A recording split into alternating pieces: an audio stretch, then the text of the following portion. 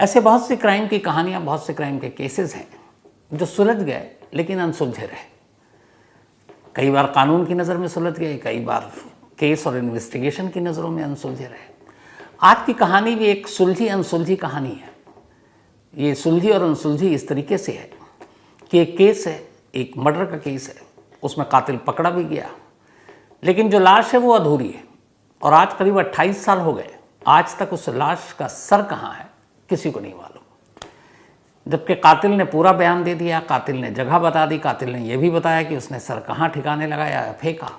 उसके बावजूद उस वक्त जब ये इंसिडेंट हुआ, ये वारदात हुई, तब तो छोड़िए, आज 28 साल हो गए। अब जाहिर है कि वो सर तो मिलना नहीं। कहानी लखनऊ की, और लखनऊ के बड़े ही पॉश एरिया की, और ये कहानी अपने वक्त में बड़ी चर्चित कहानी थी। कई दिनों तक अखबारों में ये खबर छप रही थी। उसकी वजह ये थी कि इस मर्डर केस में कई पॉलिटिशियन के नाम आए। एक तो वो पॉलिटिशियन थे जो उस वक्त एमएलए थे, बाद में यूपी में मिनिस्टर बने, फिर वो यूपी के चीफ मिनिस्टर बने, फिर बाद में सेंट्रल गवर्नमेंट में कैबिनेट मिनिस्टर बने। लेकिन वो एक शक था, सबूत नहीं थे और उनका कोई लेना देना भी नहीं था। कहानी लखनऊ में एक जगह है, ओसीआर बिल्डिंग। इस बिल्डिंग में आमतौर पर जो लखनऊ विधानसभा के लिए चुने जाते हैं विधायक, वो या फिर जो एमएलसी होते हैं, विधान परिषद के सदस्य, उनके लिए, चूँकि अब यूपी इतना बड़ा राज्य है तो बहुत सारे जो विधायक चुने जाते हैं, एमएलए चुने जाते हैं, वो अलग अलग इलाकों से होते हैं, दूर दराज से आते हैं यूपी के। तो उन सब के रहने के लिए एक ओसीआर बिल्डिंग है जो सिर्फ एमएलए और एमएलसी उनको अलॉट किया जाता है और वो वहीं रहते हैं। और अगर वो नहीं जाते हैं तो फिर उनके लोग, उनके चेले चपाटी, उनके कार्यकर्ता, उनके इलाके के जो विधानसभा क्षेत्र है, वो लोग जाकर वहाँ किसी काम से लखनऊ गए तो रुकते हैं। तो इसी ओसीआर बिल्डिंग से 4 फरवरी 1996, 4 फेब 1996 को एक फ़ोन आता है और पुलिस स्टेशन में ये फ़ोन आता है। पुलिस स्टेशन में फ़ोन करने वाला कहता है कि साहब, हमारी इस ओसीआर बिल्डिंग में एक लाश पड़ी है और इस लाश को ऊपर से फेंका गया। अब ओसीआर बिल्डिंग के अंदर लाश, पुलिस वाले वैसे ही चौकन्ने, क्योंकि मामला वीवीआईपी का, सारे एमएलए एमएलसी वहाँ रहते हैं। तो फ़ौरन पुलिस की टीम भागती है, ओसीआर पहुँचती है तो देखती है कि उस बिल्डिंग कैंपस के अंदर एक बोरी में एक खून से सरी कोई चीज़ पड़ी हुई है। खून बाहर निकल रहा है और लाश इसलिए पता था कि उसका एक हाथ बाहर है। फ़ौरन पुलिस अब बोरी को खोलती है कि पहचानो भाई किसकी लाश है। लेकिन जैसे ही बोरी का मुंह खोलते हैं, पुलिस वालों के कदम पीछे हो जाते हैं, क्योंकि मंजर ही इतना डरावना था। लाश का सर गायब। अब सर नहीं तो मरने वाले की शिनाख्त कैसे? खैर, अब पुलिस ने तफ्तीश की, देखा जिस जगह पर ये लाश गिरी है कहाँ से आ सकती है। तो कई चश्मदीद थे, उन्होंने कहा हमें कुछ ज़ोर से गिरने की आवाज़ आई थी। अब उस आवाज़ के ज़रिए पुलिस ने पता किया कि भाई ये कहाँ से ये लाश गिरी होगी, किस फ्लोर से गिरी होगी। तो उसी हिसाब से पुलिस की तफ्तीश शुरू होती है।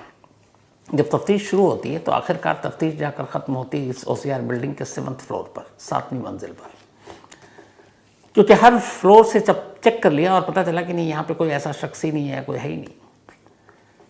7th फ्लोर पे जो रूम नंबर 706 था, एक एमएलए को अलॉट हुआ था, उसके इर्द गिर्द कुछ खून की बूंदें मिली, लेकिन ताला लगा हुआ था। अब पुलिस को लगा कि ताला लगा हुआ और इसी 706 नंबर कमरे के ऊपर से, बालकोनी से ये लाश नीचे फेंकी गई है। पर कौन हो सकता है? अब कोई था तो वहाँ पे नहीं, ताला बंद।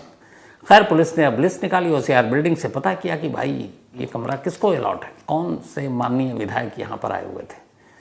तो पता चला कि ये कमरा असल में एक करंट नहीं, मौजूदा नहीं, एक एक्स, जो उसी वक्त चुनाव हुआ था और वो हार गए थे, एक्स एमएलए को अलॉट किया गया था।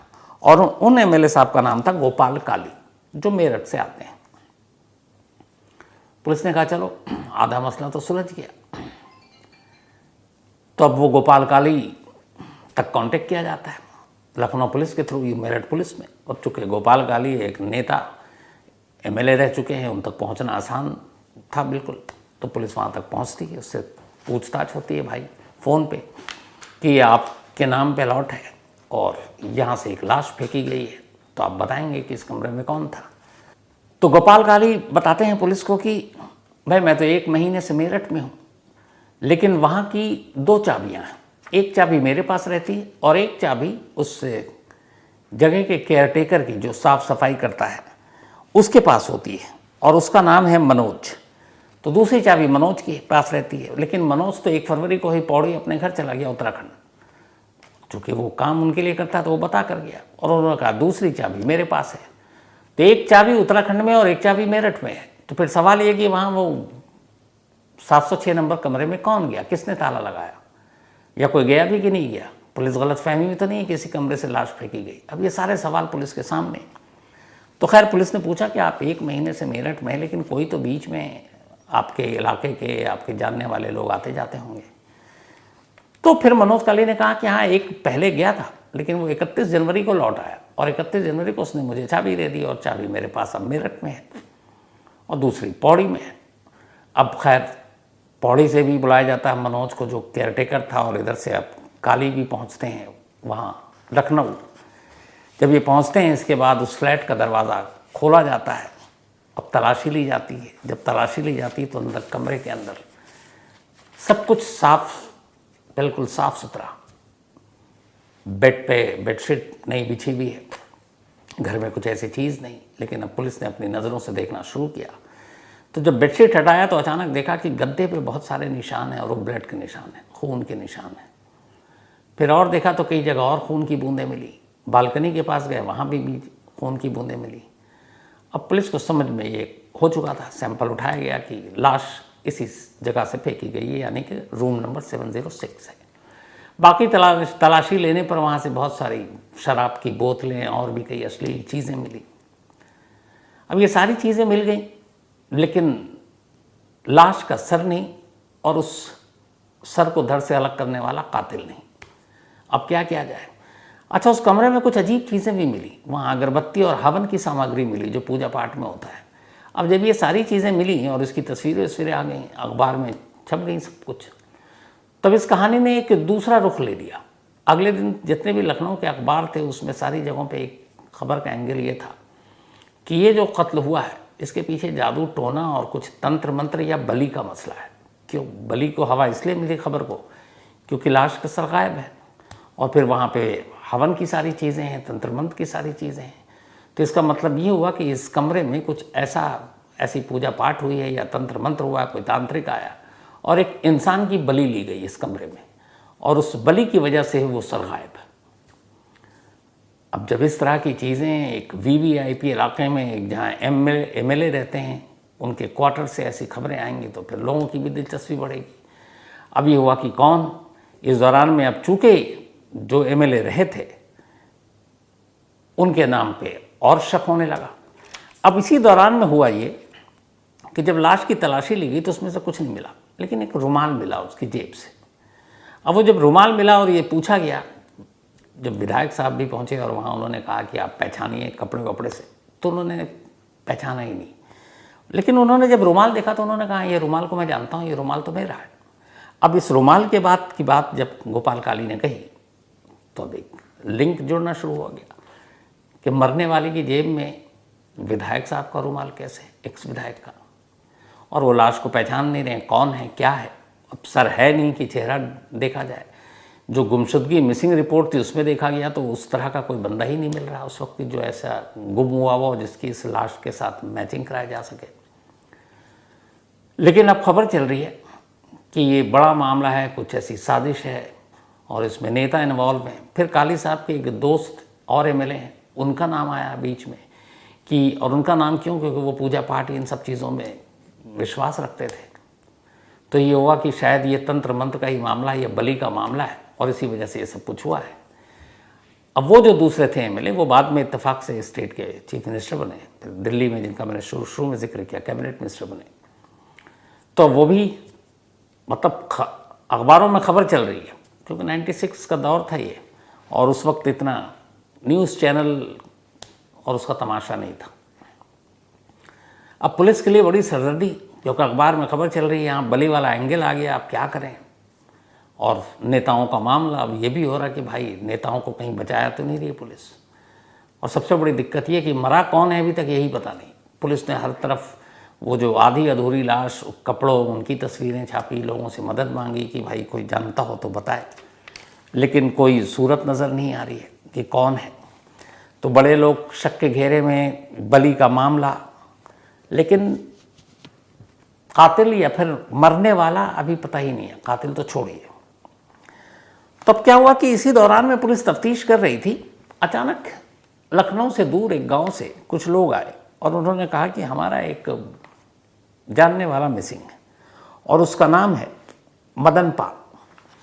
अब मदन पाल लखनऊ सेक्रेटरीट में एक मुलाजिम था, एक कर्मचारी, और मदन पाल गायब। इत्तेफाक से सेक्रेटरीट के लोगों ने कुछ दिन बाद अखबारों में खबर और तस्वीरें छप गई, उस दिन तो नहीं देखा, कुछ दिन बीते तो उन्होंने देखा, तो उन्होंने कुछ पैंट शर्ट जो देखा वो पहचान गए। उन्होंने कहा ये कपड़े तो मदन पाल पहना करता था। अब मदन पाल उस जगह पे एक सचिवालय में नौकरी करने वाला सरकारी कर्मचारी। तब ये हुआ कि गांव वाले आए और उन्होंने कपड़े देखे, फिर उनके जो कुलीग थे उसने कपड़े देखे, अब वो पहचान गए कि ये मदन पाल है। तो अब कई दिनों बाद ये क्लियर हुआ कि मरने वाला मदन पाल है। अब मदन पाल तो है, लेकिन मदन पाल का कातिल कौन है, अब यहाँ से ये सवाल शुरू। और इधर पुलिस अब तक ढूंढ रही कि कहीं से भी वो सर मिल जाए, लेकिन सर का आसपास पता नहीं, पूरे ओसियार बिल्डिंग के आगे आसपास जितने नाले नदी सब छान मारा, लेकिन कहीं से सर नहीं मिल रहा और कातिल का कुछ पता नहीं। अब पुलिस ने लगा कि फिर कुछ गड़बड़ है, कुछ और नए सिरे से ध्यान देते। तो पुलिस ने फिर उस कमरे की तलाशी के दौरान जितनी भी चीज़ें मिली थी उन पर दोबारा नज़र डालनी शुरू की, और बहुत सारी चीज़ें थी नहीं, शराब की खाली बोतलें थी, कुछ अश्लील तस्वीरें थी, हवन और पूजा की चीज़ें थी, सामग्री थी, पर उन्हीं में से एक डायरी भी थी, और वो डायरी इत्तेफाक से मदन पाल की थी जो सचिवालय में काम करता था। और उस डायरी में ऐसी कोई चीज़ नहीं थी जिस पे किसी पे शक जाए, बस उस डायरी में नंबर थे। कुछ नंबर ऐसे थे जिनके आगे नाम लिखा हुआ था और कुछ नंबर ऐसे थे जिनके आगे नाम ही नहीं लिखा हुआ था। अब पुलिस ने उस डायरी को ध्यान से देखना शुरू किया और देखा कि करीब करीब लगभग 100 नंबर के आसपास उस डायरी में लिखे हुए। अब एक ये भी था, सरकारी कर्मचारी है, बहुत सारे लोग रिश्वत देके अपना काम कराते हैं, तो ऐसा तो नहीं है कि इनमें से उन लोगों के नंबर हैं जो पैसे देने या लेने। तो खैर कुछ के नाम लिखे थे, कुछ के नहीं थे। अब पुलिस ने उन सबको एक एक कर कॉल करना शुरू किया। ज़्यादातर लोग जिन्होंने उठाया उन्होंने बताया कि ये नंबर क्यों है, मदन पाल को मैं कैसे जानता हूँ। उसमें तो कुछ सरकारी कर्मचारी थे, उसके कुलीग थे, और ये वो दौर था जब मोबाइल नहीं था कि आप नंबर सेव करके रखते थे, तो कहीं ना कहीं आदमी उस वक्त नंबर लिखने के लिए डायरी वायरी यूज़ किया करता था। तो 96 की बात है, तब मोबाइल उसके बाद आया, मतलब आ तो गया था लेकिन इतना महंगा था कि आम आदमी कहाँ रखता था। तब उस डायरी के हर नंबर को फ़ोन घुमाना शुरू किया गया। लगभग सारे नंबर शक के घेरे से बाहर आ गए, सिर्फ एक नंबर मिला, और वो एक नंबर निकला मेरठ का ही, जहाँ के ये एक्स विधायक गोपाल काली थे। और उस मेरठ में जिस शख्स का वो नंबर था उसका नाम था अशोक शर्मा उर्फ अशोक पंडित। अब उस नंबर को जब पुलिस ने देखा तो फिर मेरठ का कनेक्शन, फिर उसके बाद पूछा जाकर काली से कि आप इसे जानते हैं। बोला हाँ, ये कई बार पहले मेरे लखनऊ जा चुका है काम के सिलसिले में, इलाके का है, मेरे क्षेत्र का है, तो नेता होने की मदद से काम करता हूँ। तो बाकी जितने नंबर थे उन सब के जो रिलेशन थे वो शक के घेरे से बाहर थे। एक अशोक पंडित या अशोक काली इकलौता ऐसा था जिसका कोई डायरेक्ट कनेक्शन कुछ नहीं बन रहा था। अब पुलिस की एक टीम मेरठ जाती है, अशोक पंडित को उठाती है, लखनऊ लाती है, उससे पूछताछ करती है कि उसकी डायरी में तुम्हारा नंबर क्यों। अब वो बताता है कि वो तो अभी मैं आया था लखनऊ, तो इसलिए। अब जैसे ही उसने गलती से ये निकल गया कि वो बीच में लखनऊ आया था, और इत्तेफाक की बात है वही ये पूरा जो मामला है ये 4 फरवरी का मामला है, और वो 3 फरवरी को लखनऊ में था। अब जब पुलिस को लगा कि ये 3 फरवरी को लखनऊ में था तो इसका मतलब है कुछ ना कुछ इन्वॉल्वमेंट हो सकता है। अब पुलिस ने अपने तरीके से उसकी थोड़ी सी खातिरदारी की और आखिरकार उसने सच उगल दिया और एक ऐसे कत्ल की कहानी सुनाई जिसका कोई सिर पैर नहीं। क्या हुआ कि अशोक पंडित अक्सर लखनऊ जाया करता था, जो एक एमएलए गोपाल काली वो उनका जानकार था। तो बहुत सारे लोग ऐसे होते हैं जो अपने विधायक या सांसद के पास जब जाते हैं, दिल्ली आते हैं, तो उनके सरकारी घर पर ठहरते हैं, क्योंकि भाई उनसे वोट भी तो मिलता है। तो ये भी अक्सर अशोक पंडित जाया करता था और कई बार इस एमएलए क्वार्टर में ठहरा था। तो उस बार भी अपने एक ये दोस्त नौशाद के साथ लखनऊ गया, और ये गया था 3 फरवरी को। और लखनऊ इसलिए गया क्योंकि इसको अपने एक जानने वाले की ट्रांसफ़र कराना था सरकारी नौकरी में, और वो ट्रांसफ़र लखनऊ सेक्रेटरीट से ही होना था। तो वहाँ पहुँचा, उसने अपना काम वाम किया, और इत्तेफाक से फिर जो मदन पाल है वो भी सेक्रेटरीट में। तो नेता की वजह से सब जान पहचान थी, और कुछ काम में भी शायद उसका इस्तेमाल हुआ था कि भाई ट्रांसफ़र करा देंगे। इसके बाद उसने कहा कि अच्छा मैं अब रात को रुकना है, तो कहाँ? तो बोला काली साहब के घर पर रुकना है। तो उसने बोला लेकिन वो तो वहाँ है मेरठ, और दूसरी चाबी जो केयरटेकर था, पता चला वो तो पौड़ी चला गया 1 तारीख को, तो ताला तो है, चाबी नहीं है। तो हुआ कि अच्छा चलो एक चाबी बनवा लेते हैं, और मदन पाल ने एक चाबी ऑलरेडी बना के रखी हुई थी। शाम को छुट्टी हुई, मदन पाल, अशोक पंडित और उसका दोस्त नौशाद, ये तीनों उस एमएलए क्वार्टर में पहुँचे। ये चूँकि इसकी ट्रांसफ़र कराना था और वो सरकारी बाबू थे, तो रिश्वत शराब की शक्ल में भी होती है, तो शराब की बोतलें भी आई, और वो सब बैठकर वहाँ पार्टी कर रहे थे। इसी पार्टी करने के दौरान जब इन लोगों ने खूब पी ली, क्योंकि उन्हें वहीं सोना था, तो फिक्र भी नहीं थी कि कहीं उठ के लुढ़कते हुए नशे में तो जाएंगे नहीं, यहीं सो जाना, गिर जाना है। तो उसी पार्टी के दौरान जब बहुत ज़्यादा शराब पी ली, तो फिर अचानक अशोक पंडित ने, जो मदन पाल है, उसके लिए एक शब्द का इस्तेमाल किया कि दलाल।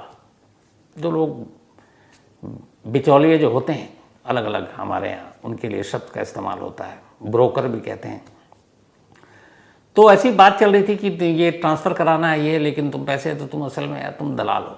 और ये लाइन मदन पाल को बहुत बुरी लगी। मदन पाल ने पलट के इस पर थप्पड़ मार दिया, और उसने कहा तेरी हिम्मत कैसे हुई मुझे ये बोलने की। शराब के नशे में थे दोनों, नौशाद और वो अशोक पंडित। अब उन्हें लगा थप्पड़ मार के बेइज्जती हो गई, बस गुस्से में उठकर दोनों ने पिटाई शुरू कर दी। अब वो क्वार्टर था, किचन भी था, वहाँ पे चाकू रखा हुआ था, उन्होंने चाकू उठाया और उसके ऊपर अंधाधुंध वार करना शुरू कर दिया। थोड़ी ही देर में मदन पाल की मौत हो गई। जब मौत हो गई तब इनका नशा उतरा, उन्हें लगा अब ये तो गड़बड़ हो गया। फिर उन्होंने अपने कपड़े वपड़े साफ़ किए, और उसके बाद ये क्वार्टर से बाहर निकले ताला लगाकर। वहाँ जाने के बाद एक बोरी ख़रीदी, बड़ा सा चाकू ख़रीदा, वो सब लेकर वापस आए। वापस आने के बाद अब उन्होंने कहा कि पहचान ना हो तो उसका सर अलग कर दिया धड़ से, और बाकी के धड़ को एक बोरी में डाली, सर को एक पॉलीथिन में और एक थैले में डाला, और फिर सब कुछ साफ़ किया। वहाँ से निकले। नौशाद दूसरी तरफ से अपना बस अड्डे पहुँचा, मेरठ जाने के लिए बस पकड़ा। ये जो अशोक पंडित है ये अकेले निकला, और ये पहुँचा वहाँ पर एक नदी के पास से हैदर कैनाल है एक लखनऊ में, वहाँ पर गया, और हैदर कैनाल में जाकर उसने वो सर को डंप किया, चाकू फेंका, और फिर ये भी अलग दूसरे रास्ते से मेरठ अपने घर पहुँच गया नेक्स्ट डे। अब जब ये सारी कहानी सुनाई तो फिर पुलिस की टीम फ़ौरन हैदर कैनाल गई। बहुत लंबे तक गोताखोरों के साथ तलाशी ली गई। वो चाकू मिल गया जिससे इसने सर काटा था, लेकिन वो नहीं मिला बाकी का हिस्सा। पुलिस तलाश करती रही, मिली नहीं, और आखिर में फिर पुलिस ने छोड़ दिया, इसलिए कि इतने दिन बीत गए थे और पानी का जो बहाव था फिर मालूम नहीं वो कहाँ तक बह के चला गया होगा। खैर इसके बाद इन दोनों को गिरफ्तार किया गया, दोनों के ऊपर मुकदमा चला, और फिर ये दोनों जेल भेज दिए गए। उम्र कैद की इन्हें सज़ा हो। एक छोटी सी चीज़, एक नशा और एक वो शब्द जो सामने वाले को बुरा लगा, इन सारी चीज़ों ने मिलकर एक इंसान की जान ले ली। लेकिन आज 28 साल हो गए हैं, 28 साल बाद भी उस सर का कभी कोई सुराग नहीं मिला। तो इसीलिए मैंने शुरू में कहा था, कुछ सुलझी भी होती हैं, कुछ अनसुलझी भी होती हैं। ये केस तो सुलझ गया, कातिल भी पकड़ा गया, सज़ा भी हुई, लेकिन आधा सबूत यानी वो सर वो आज भी गायब है। तो कहानी में आज इतना ही।